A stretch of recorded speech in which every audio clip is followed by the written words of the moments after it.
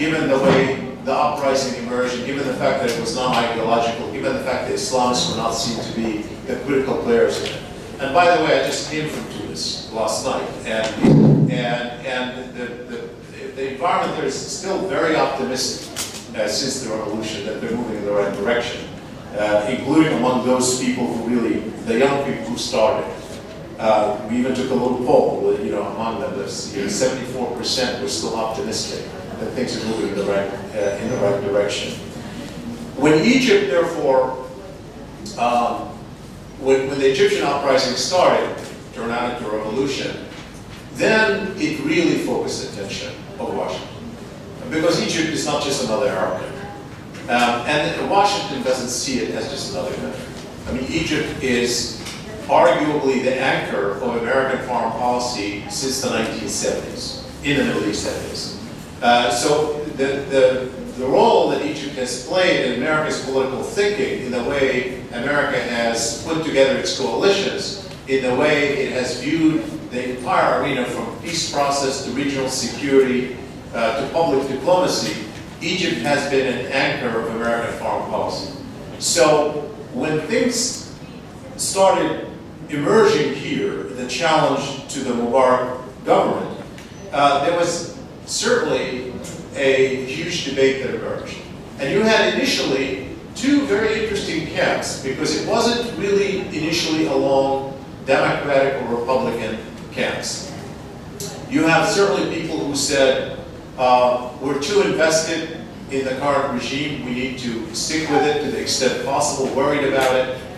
The instinct among people in government is to support people's aspiration on democracy and human rights. By the way, that is an instinct. People may assume that because people are sitting on the chairs, whether it's in the State Department, the White House, and looking for strategic interests, they have a different instinct. The personal instinct of most bureaucrats and government officials is actually to support human rights and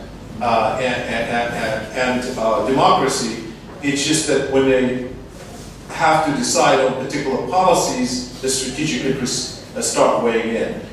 But the division was very curious in Washington, because the Republicans were really kind of divided among themselves, of people who wanted all out to support the U.S. to take a lead in supporting a dramatic change very rapidly in Egypt, and people who said, no, we've got to stick by the regime and find a way to support it, and try to do so quickly, because too much is invested in terms of strategic thinking.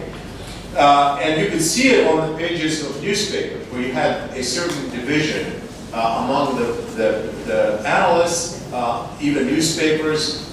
A newspaper like the Washington Post had already been sort of anti-Mubarak editorial, dating back to the Bush year.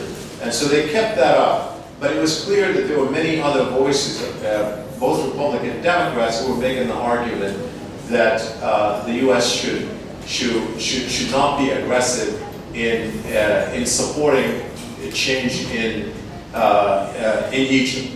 The interesting thing is that people who were in the Bush administration were very much saying, I told you so.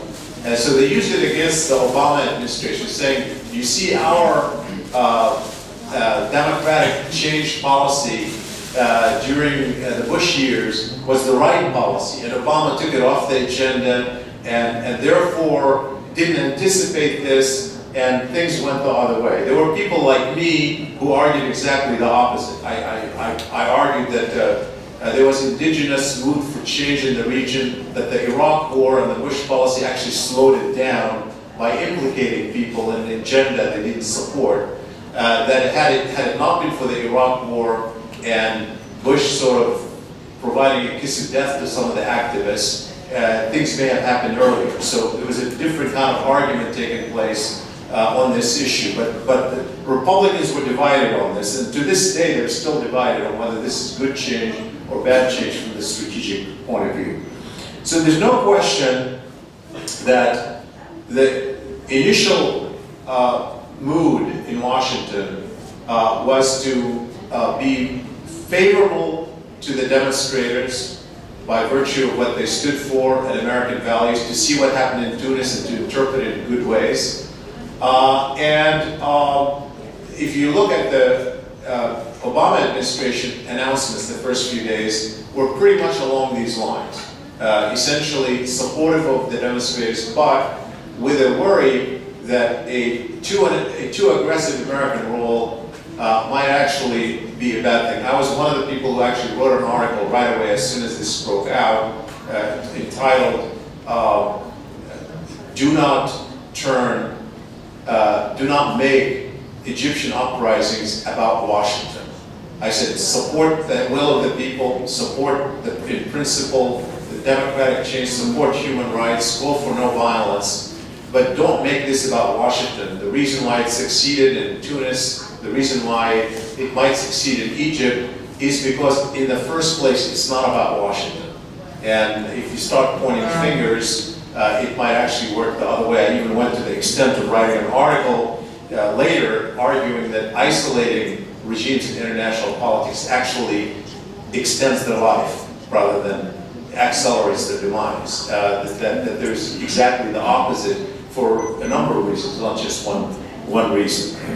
But here's the kicker. And this is the thing that when we talk, okay, so what are the strategic interests versus values that are the debate that is ongoing?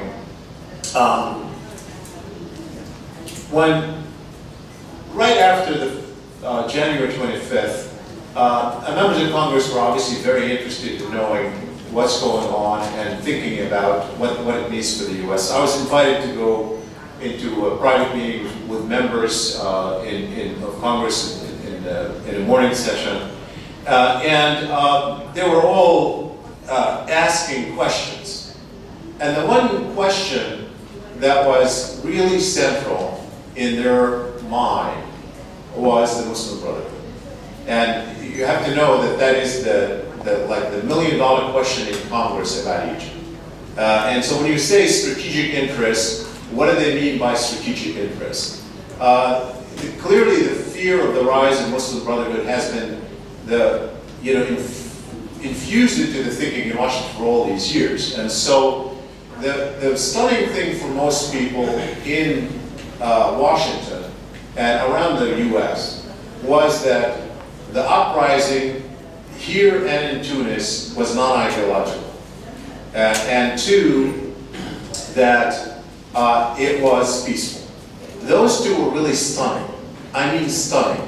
And maybe people, we could look at this and analyze it historically.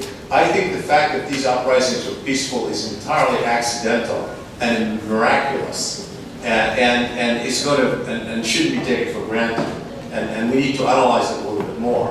But the fact that they were peaceful, and the fact that they were non-ideological, and the fact there were no slogans more than freedom and human rights and change, had an impact on American public opinion. And it had an impact on Washington. And so I can tell you there was one Gallup poll that was done after January 25th. The overwhelming majority of Americans, when you ask them, do they support the regime or do they support the demonstrators, supported the demonstrators. And that's quite astonishing, actually, when you think about it in terms of what public opinion is. That they were basically, the perception that was coming that these were, particularly coming tail end of what happened in Tunis, peaceful and non-ideological, had an impact on the American public opinion. But that didn't change the worry in Congress. So when I went to give my analysis of what's going on, most members, the first question they would ask is, well, isn't the Muslim Brotherhood, even if this was a peaceful demonstration, aren't they going to hijack it? Aren't they the best to take over? What would happen if they control it? And then, of course, the second question, which is related, is that what would happen to the Israeli-Egyptian peace treaty? And so Congress really, if you want to look at sort of what is Congress looking through, Congress is looking through the prism of those two issues. And so that's the kind of question that had to be answered. And Hafiz mentioned my position on this being bin Laden's dream. In fact, it came out of my conversation with Congress, and they worry about about the Muslim Brotherhood. I wrote a piece in the Politico, which is distributed on the Hill in Congress, and I titled it Bin Laden's Nightmare in Egypt. And the idea, it so happened that it ran the day that Mubarak stepped aside. I don't know what to say, removed or